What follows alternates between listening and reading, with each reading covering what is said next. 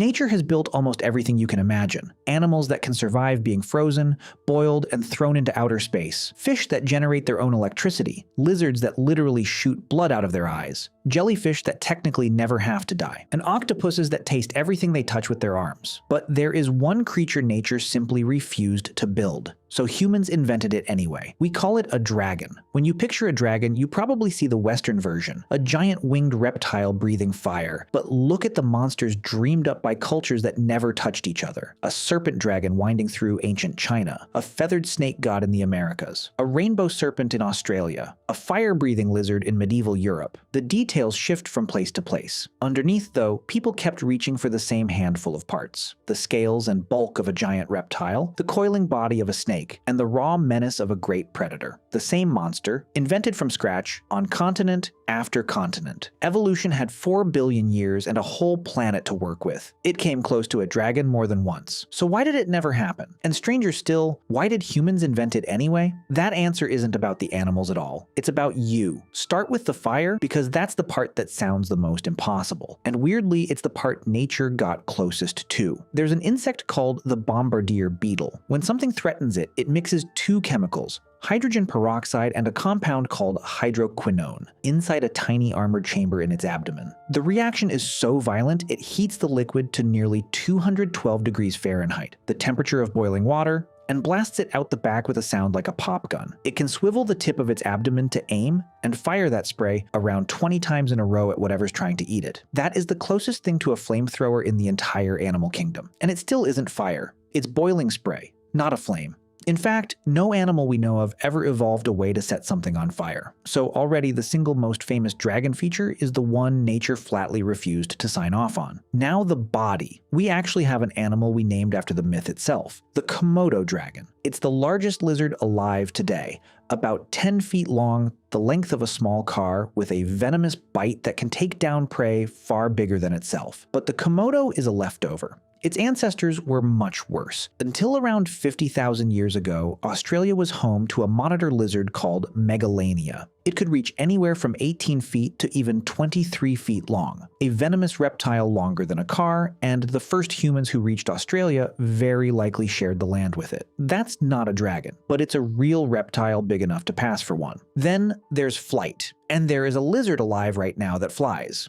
Sort of. It's called Draco, and it lives in the forests of Southeast Asia. Those wings didn't come from nowhere. It took the ribs inside its own chest, stretched them way out to the sides, and pulled a flap of skin across them like a folding fan. It leaps off a tree, snaps those ribs open, and glides as far as 200 feet to the next trunk. That's 2/3 of a football field. Draco didn't grow new limbs. It just built a wing out of the bones it already had. In the last days of the dinosaurs, around 68 million years ago, the sky belonged to Quetzalcoatlus, a flying reptile with a 36-foot wingspan, as tall as a giraffe when it folded up and stood on the ground, weighing somewhere near 550 pounds, a living creature the size of a small plane that got into the air by vaulting off its own arms like a pole vaulter and then actually flew. Yes, a giraffe-sized reptile really did pole vault into the sky. So every piece of a dragon already exists, or used to exist. Nature just never let one animal have them all at once. And that isn't bad luck. There are hard reasons. The first one is hiding in plain sight, right there on the Welsh flag. A classic Western dragon has 4 legs and 2 wings. Add those up and you get 6 limbs. Every animal with a backbone, you, a bird, a snake, a whale, a tyrannosaurus, traces back to the same 4-limbed fish that first crawled out of the water. 4 limbs. That's the starting kit. And nobody since has ever been handed a spare pair. When a bird flies, it isn't using extra arms. Its wings are its arms. Bats did the same thing. So did those giant pterosaurs. To grow wings, a backboned animal has to give up its front legs and rebuild them into the wings. You can have arms, or you can have wings. Nature does not hand out both. That is exactly why poor Draco had to build its glider out of rib bones. The ribs were the only spare parts lying around. A 4-legged, 2-winged dragon needs a body plan no backboned animal has ever had. It would have to break a 4-limbed rule that has held since the first of them crawled onto land more than 350 million years ago. The second reason is pure size. Make any animal twice as long and it becomes roughly 8 times as heavy, but its bones and muscles only get about 4 times as strong. Scale a creature up far enough and its own weight begins to crush it from the inside. Quetzalcoatlus, that giraffe-sized flyer, was already scraping against the absolute ceiling for how big a thing can get and still haul itself off the ground. A dragon the size of a house with wings isn't just a bigger Quetzalcoatlus. It's a pile of snapped bones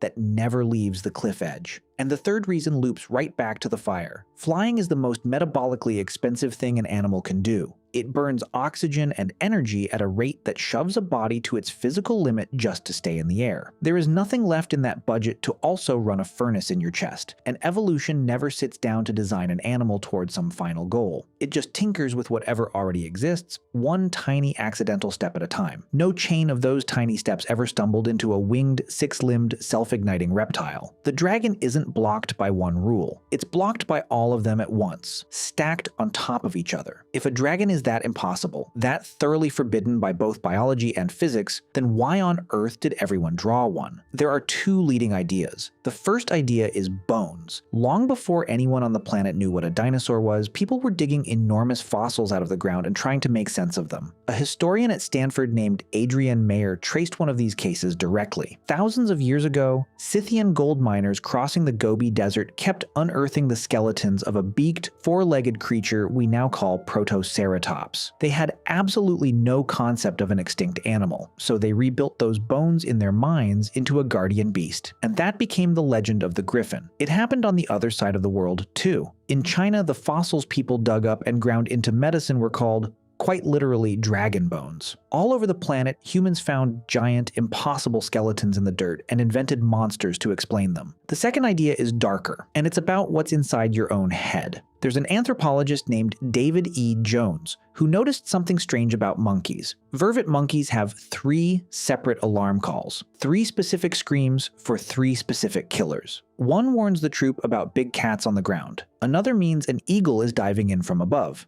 The last one means snake. Those 3 animals, the cat, the eagle, and the snake, are the exact predators that hunted primates like us for millions upon millions of years. Jones's idea is that the fear of all 3 got burned so deep into our brains that, over time, they melted together into one single image. Take the fangs and raking claws of the great cat, bolt on the wings, and the killing dive of the eagle. Wrap the whole thing in the long, coiling, scaled body of the snake. Put those 3 together, and you have just built a dragon. This one is only a theory, and a hotly argued one. You can't dig an instinct out of the ground, and plenty of serious researchers think it reaches way too far. But it explains the thing the fossils can't. Not just why we invented a monster. Why we kept inventing this exact one. The same parts, bolted together the same way, on every continent, by people who had never once spoken to each other. The reason nature never built a dragon is that the dragon was never actually an animal. Every single piece of it is real. The fire is a beetle's boiling spray. The size was a monitor lizard hunting across Australia. Real pterosaurs owned the wings. And the fear underneath all of it is a memory far older than our whole species. But the assembly never once happened out in the wild.